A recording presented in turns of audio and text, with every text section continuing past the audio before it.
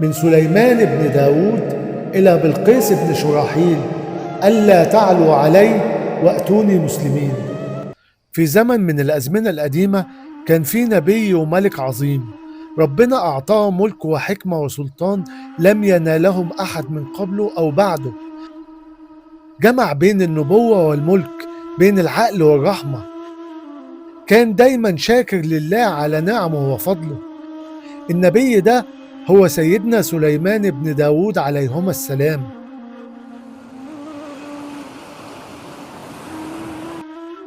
سليمان اتولد في بيت كله نور ونبوة.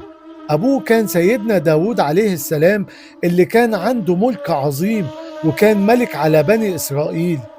نشأ على طاعة الله وتعلم الحكمة من الصغر. وبعد موت داود اللي حزن على موته كل بني إسرائيل، جه دور سيدنا سليمان ليخلفه في الحكم والملك والنبوة، اللي وصل بملكه أن يملك الأرض. وورث سليمان داود وقال: يا أيها الناس علمنا منطق الطير وأوتينا من كل شيء إن هذا لهو الفضل المبين.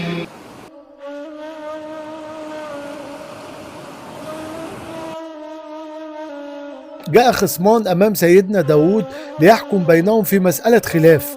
المسألة هي إن الأول له غنم والتاني له أرض خضراء. دخل غنم الأول على أرض التاني فأكلت الزرع وخربت الأرض. فحكم داود لصاحب الأرض بأنه ياخد الغنم بتاعت صاحب الغنم كتعويض له عن أرضه. سيدنا سليمان لما سمع الحكم ده كان ليه رأي تاني. رأي سليمان كان بأن يأخذ صاحب الأرض الغنم يستنفع بأوبارها ولبنها لحد ما صاحب الغنم يصلح له أرضه دي ويرجعها له زي ما كانت، وبعدها كل واحد ياخد حاجته، صاحب الأرض ياخد أرضه وصاحب الغنم ياخد غنمه. الرأي ده طبعا أعجب بيه سيدنا داود، ورغم صغر سيدنا سليمان وقتها إلا أنه أظهر حكمة مبكرة خلى داود ياخد برأيه في تلك المسألة. وداود وسليمان إذ يحكمان في الحرث إذ نفشت فيه غنم القوم وكنا لحكمهم شاهدين ففهمناها سليمان وكلا آتينا حكما وعلما.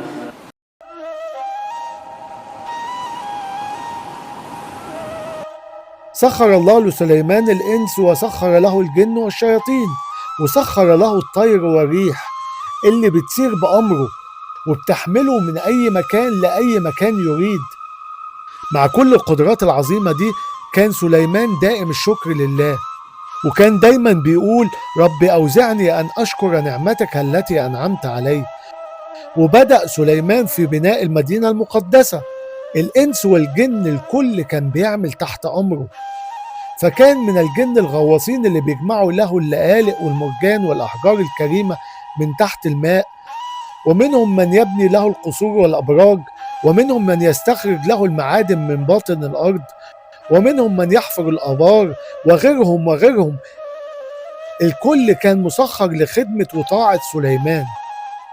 ولسليمان الريح غدوها شهر ورواحها شهر وأسلنا له عين القطر.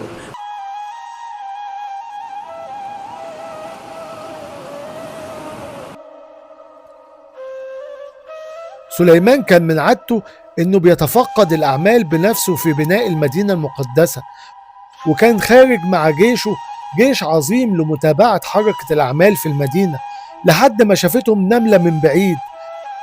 الارض كانت بتهتز من تحتهم، ده اللي خلى النملة تخرج تشوف ايه اللي بيحصل، وشافت سليمان وجيشه فصرخت بتنادي في قومها: يا ايها النمل، يا ايها النمل، بتحذرهم من سليمان وجيشه إنهم ممكن يدمروهم بأقدامهم بدون أن يشعروا. كلمات النملة كانت عظيمة، جمعت فيها بين الحكمة والرجاء وحسن الظن بسليمان وجنوده. سليمان سمع كلام النملة وتعجب من كلامها وتبسم ضاحكا من قولها، وأمر جيوشه بالابتعاد عن وادي النمل. حتى إذا أتوا على واد النمل قالت نملة يا أيها النمل ادخلوا مساكنكم لا يحطمنكم سليمان وجنوده وهم لا يشعرون. فتبسم ضاحكا من قولها وقال رب أوزعني أن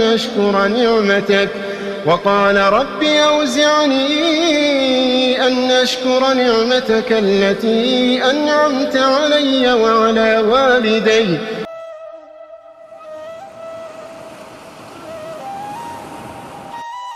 في يوم كان سليمان مع جنوده كعادته بيتفقد أحوال بناء المدينة المقدسة.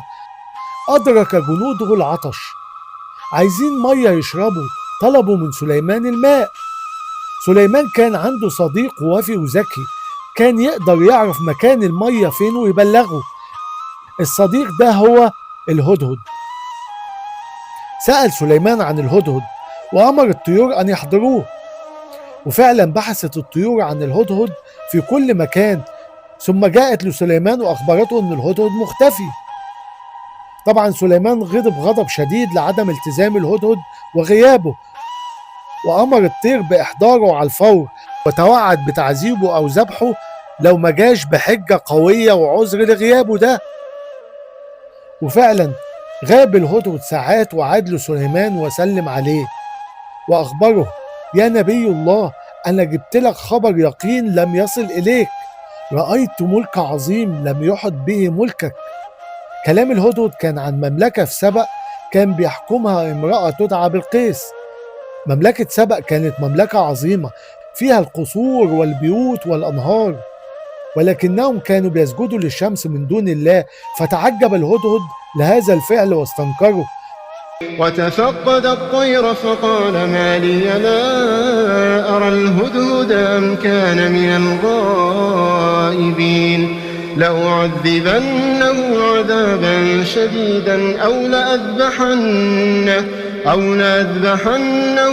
أو ليأتيني بسلطان مبين. فمكث غير بعيد فقال أحطت بما لم تحط به وجئتك من سبأ بنبأ يقين. إني وجدت امرأة تملكهم وأوتيت من كل شيء ولها عرش عظيم. وجدتها وقومها يسجدون للشمس من دون الله وزين لهم الشيطان أعمالهم فصدهم عن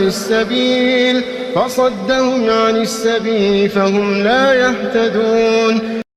طبعا سليمان بحكمته كان لازم يتأكد بنفسه الأول من كلام الهدهد قبل ما يصدقه.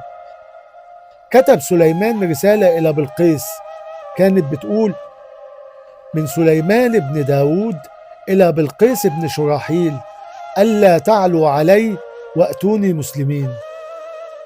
وسلم سليمان الرسالة للهدهد وأمر أن يسلمها لبلقيس ويشوف هتعمل إيه لما تقرأ الرسالة. لما وصل الهدهد لقصر بلقيس رمى الرسالة قدامها من غير ما تشعر بيه واختبأ في القصر يتابع الأمر. بلقيس لما شافت الرسالة دي اتعجبت، الرسالة دي جت منين؟ وفعلا فتحت الرسالة وقرتها: إنه من سليمان وإنه بسم الله الرحمن الرحيم ألا تعلوا علي وأتوني مسلمين. وفهمت إن الرسالة دي مختلفة عن غيرها من الرسائل، وجمعت مستشاريها على الفور وأخبرتهم بالرسالة وطلبت مشورتهم كعادتها. مستشارين بلقيس طمنوها وحمسوها وأكدوا لها إننا عندنا جيوش عظيمة لا تقهر. بلقيس كانت محتارة في قرارها ده، الاستسلام لسليمان أم الرفض والمقاومة. بلقيس قالت لهم إن هي خايفة إن الملوك لما بيدخلوا قرية بيجعلوا أعزة أهلها أذلة. فكرت وقالت تبعت هدايا لسليمان وتشوف نتيجة الهدايا دي إيه. أول ما الرسول وصل لسليمان بالهدايا رفضها سليمان وغضب غضب شديد، وكان رده حاسم: انتوا جايبين لي هدايا، ما أتاني الله خير مما أتاكم، بل أنتم بهديتكم تفرحون. رجعت القافلة لبلقيس برسالة واضحة من سليمان بيتوعدهم بحرب ما يقدروش عليها، وأبلغ الرسول بلقيس باللي حصل وغضب سليمان من الهدايا، وأخبرها باللي شافه من ملك وجيوش عظيمة يمتلكها سليمان. فلما جاء سليمان قال أتمدونني بمال فما آتاني الله خير مما آتاكم بل أنتم بهديتكم تفرحون ارجع إليهم فلنأتينهم بجنود لا قبل لهم بها ولنخرجنهم منها أذلة وهم صاغرون. بلقيس لما سمعت الكلام ده خلاص قررت ان هي تستسلم، وقررت تخرج بقافلة كبيرة فيها الملوك والمستشارين في اتجاه فلسطين للاستسلام لسليمان.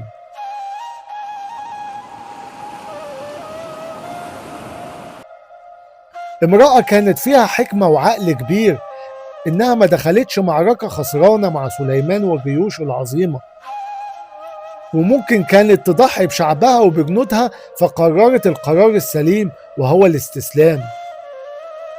قبل ما تخرج من سبأ أغلقت قصرها وعينت جنود لحراسة القصر، وإن مفيش مخلوق يقترب من القصر ومن عرشها.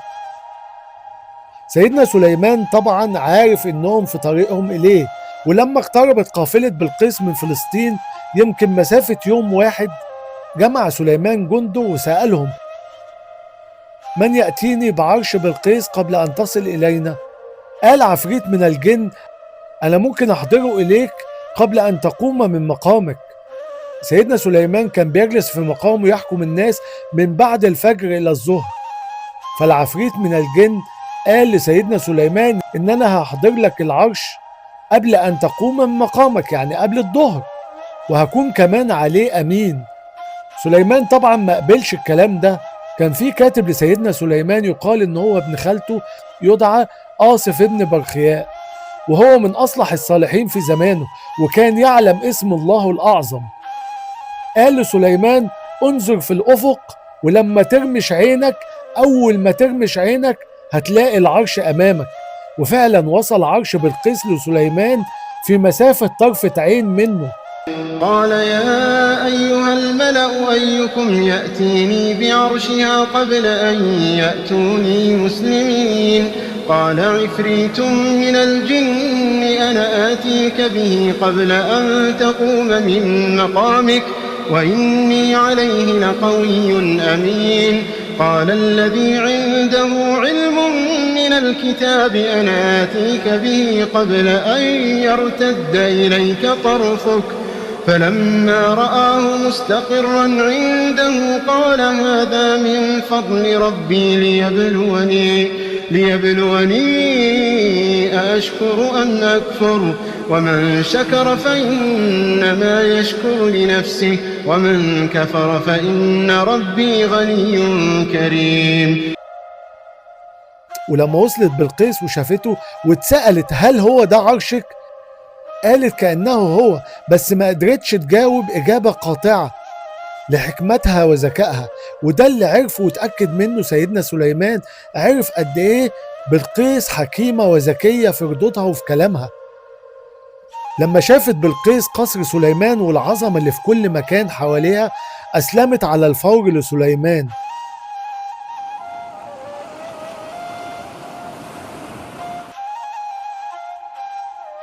لما علم سليمان اقتراب أجله، دخل محرابه داخل قصره وأغلق الباب عليه، وكان بيستند على عصاه. فضل على الحال ده لمدة سنة كاملة. سنة كاملة الجن كان بيراقب من الشبابيك ويشوفه بيصلي وبيتعبد.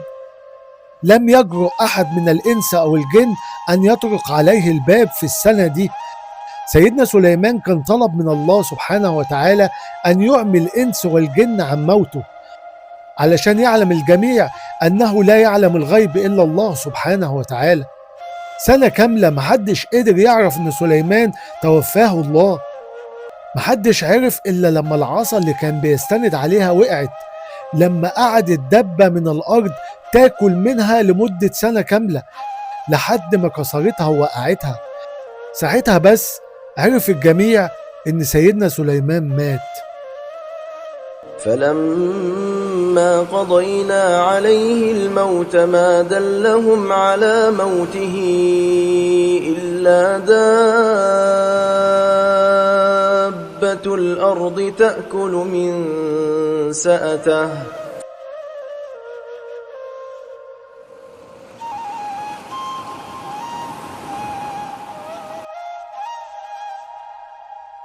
قصة سيدنا سليمان قصة عظيمة لملك ونبي عظيم، ربنا أتاه الملك والحكمة والنبوة، وكان شاكر دايما لأنعم الله، وكان بيستخدم كل ده بس في نشر دين الله وعبادة الله الواحد الأحد. وقال رب أوزعني أن أشكر نعمتك التي أنعمت علي وعلى والدي وأن أعمل صالحا ترضاه وأدخلني برحمتك في عبادك الصالحين.